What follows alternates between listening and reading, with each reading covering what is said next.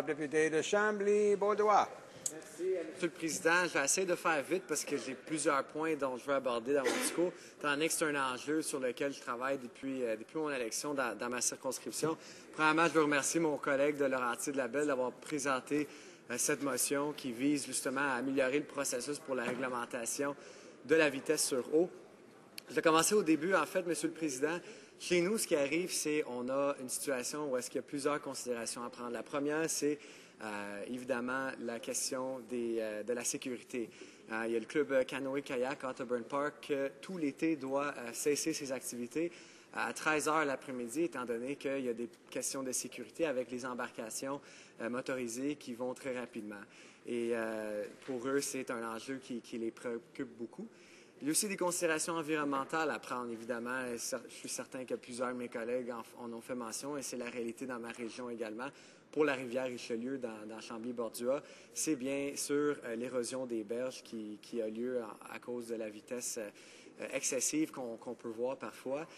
Et il y a aussi même des considérations qu'on pourrait dire économiques. On se retrouve dans une situation où est-ce que certaines installations, comme les quais, par exemple, se trouvent à être endommagées. Autant les quais publics, financés autant par le gouvernement fédéral que provincial que municipal, autant les quais qui sont privés.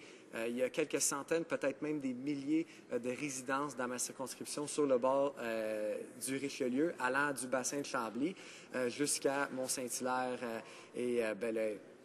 Et ces résidences-là ont, eux, des quais privés sur leur terrain. Ils achètent des résidences sur le bord de l'eau et ils voient les installations endommagées.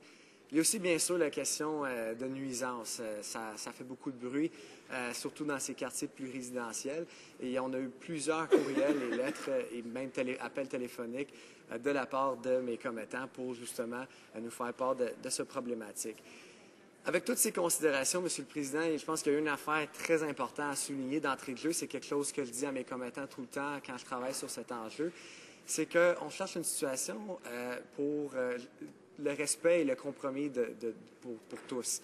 Je pense que c'est important de dire que moi-même, étant résident dans ma région, je profite également de ces embarcations-là. J'ai des amis qui font du wakeboard. Il n'y a rien de mieux d'arriver dans le Vieux-Belleuil sur un bateau, après avoir pris une petite bière avec des amis, puis aller aux différents restaurants, par exemple, comme le Joséphine et ces restaurants-là, ou le Janek, je cherchais le nom, pardon.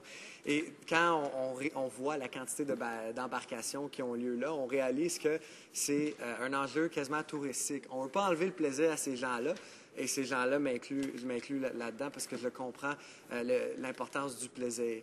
Mais je pense que quand on vit dans une communauté, on a une responsabilité de réaliser qu'on partage ces richesses naturelles-là, comme la rivière dans ce cas-ci. Et je pense que c'est une situation dont on veut trouver une solution amicale qui va convenir à tous. L'exemple que j'aime beaucoup donner quand j'en discute avec mes commettants, c'est de comparer ça à la vitesse sur l'autoroute. À l'heure actuelle, il y a des gens qui roulent à 200. On veut simplement avoir une limite de vitesse de 100. On ne veut pas qu'ils roulent lentement. On veut simplement que la vitesse correspond avec les enjeux de la rivière. Et dans cette même optique, Monsieur le Président, je peux m'expliquer davantage. On regarde à différents lieux le long de la rivière.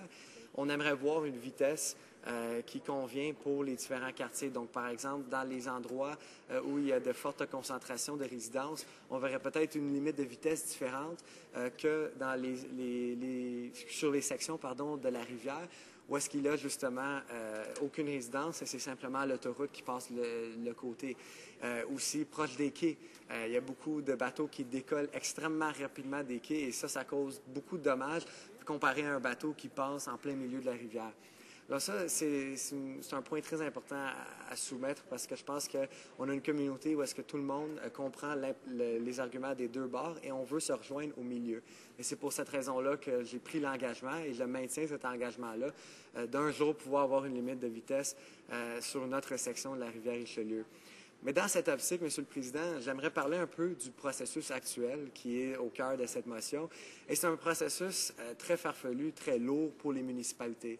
Le processus de Transport Canada vise justement à avantager les municipalités qui ont peut-être des lacs avec 4-5 chalets autour et parce que c'est un processus de consultation. Et c'est facile de consulter les 4 propriétaires ou les 5 propriétaires de chalets autour d'un lac. C'est beaucoup plus difficile de consulter ou de faire une constatation jugée adéquate quand on a une rivière comme la nôtre. Après tout, c'est une rivière qui commence au lac Champlain et qui se termine à Québec. Alors, on se pose la question, les élus municipaux et moi, et on l'a posé à Transport Canada sans malheureusement de réponse satisfaisante, c'est est-ce qu'on est obligé de consulter les gens peut-être de Laval, par exemple, qui viennent chez nous avec leur bateau pour faire des embarcations? Est-ce qu'on est obligé de consulter les Américains qui viennent visiter chez nous? C'est une question auquel ils n'avaient pas la réponse et qui, selon moi, met la lumière sur les problèmes qu'on retrouve dans ce processus-là. On a tenu une rencontre il y a à peu près 1 an de ça. Avec les élus municipaux, on a invité les fonctionnaires de Transport Canada pour venir nous expliquer le processus parce qu'il y avait plusieurs élus municipaux qui peinaient à trouver des réponses et des explications pour pouvoir justement entamer le processus. Et même ça a été plutôt difficile, Monsieur le Président. Je ne vais pas m'attaquer aux fonctionnaires qui font leur travail, mais je pense que c'est plutôt pas eux le problème, mais plutôt la réglementation qui met une bureaucratie sur ce processus-là qui n'est pas nécessaire et qui, à la fin de la journée, demande que des décisions soient prises par des gens qui ne viennent pas chez nous et qui ne comprennent malheureusement pas la réalité sur le terrain. À chaque été, Monsieur le Président, je peux vous garantir que sur l'heure régionale, à la une de l'heure régionale ou du journal de Chambly, il va y avoir une photo d'un bateau qui part à une vitesse de fou avec, encore une fois, un titre qui dit « Les Cowboys sont de retour », par exemple, qui a été le titre qu'on a vu l'année passée, avec article après article qui parle d'un consensus qui existe chez nous, que tout en respectant les embarcations, qu'il faut aller dans la bonne direction pour pouvoir au moins assurer la protection de l'environnement, la sécurité de d'autres types d'embarcations comme les kayaks et les canots, mais aussi la protection des différentes installations, autant publiques que privées, les quais dans ce cas-ci. Alors, on a entamé ce processus-là et on a vu à l'époque, même avant que mon collègue dépose sa motion, on a vu des résolutions de plusieurs des 6 sur les 12 municipalités dans ma circonscription, en plus de la MRC de la vallée du Richelieu, dont la plupart de mes municipalités font partie, en plus de la Fédération québécoise des municipalités, et en plus de ça, la communauté métropolitaine de Montréal, la CMM, dont plusieurs de ces municipalités font partie.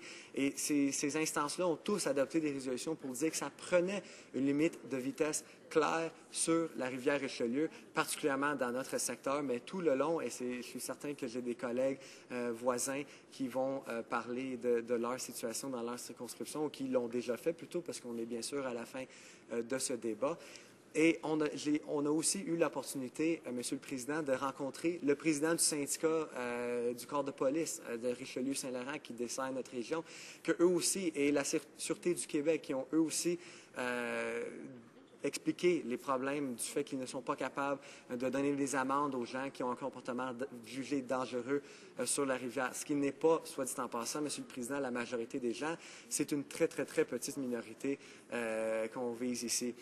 Pour la motion, plus particulièrement, Monsieur le Président, de mon collègue, on a vu les villes de Saint-Basile-le-Grand, de McMasterville, de Mont-Saint-Hilaire, de Chambly, de Carignan, de Saint-Mathias-sur-Richelieu, tous adopté des résolutions dans ma circonscription en faveur de la motion de mon collègue de Laurentide-Lebel, qu'il est question aujourd'hui, M441. On a aussi vu l'organisme Covabar qui vise protéger le fleuve Saint-Laurent et la rivière Richelieu, qui eux aussi ont adopté pendant leur congrès une résolution appuyant la motion de mon collègue, organisme basé grandement, particulièrement concentré dans ma circonscription, devrais-je dire. On a aussi vu, finalement, Monsieur le Président, la MRC, encore une fois, je pense qu'ils sont 15, mais citez-moi pas là-dessus, mais toutes les municipalités qui composent la MRC de la vallée du Richelieu, unanimement appuyé cette motion parce qu'ils reconnaissent qu'il y a un grave problème dans ce processus-là.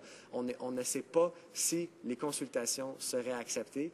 Comme j'ai dit d'entrée de jeu, Monsieur le Président, on nous explique un processus de consultation, mais on ne peut pas savoir d'avance si on consulte les bonnes personnes ou si Transport Canada va juger cette consultation adéquate. Mais non seulement, Monsieur le Président, qu'on met tout ce fardeau-là administratif, mais on met aussi le fardeau financier Monsieur le Président, les municipalités doivent payer pour bien publiciser la consultation, que ça soit jugé, bien publicisé, encore une fois, sans critères clairs, et ils doivent bien sûr payer tous les autres frais qu'on peut voir pour une telle consultation. Alors, je termine, Monsieur le Président, en espérant que mon propre vécu dans ma circonscription va pousser mes collègues à appuyer la motion M441 de mon collègue, et je réitère mon engagement envers les gens de Chambly-Bordua, si ce n'est pas cette fois-ci, qu'un jour, on va finalement avoir notre limite de vitesse pour le bien de notre communauté. Merci beaucoup, Monsieur le Président.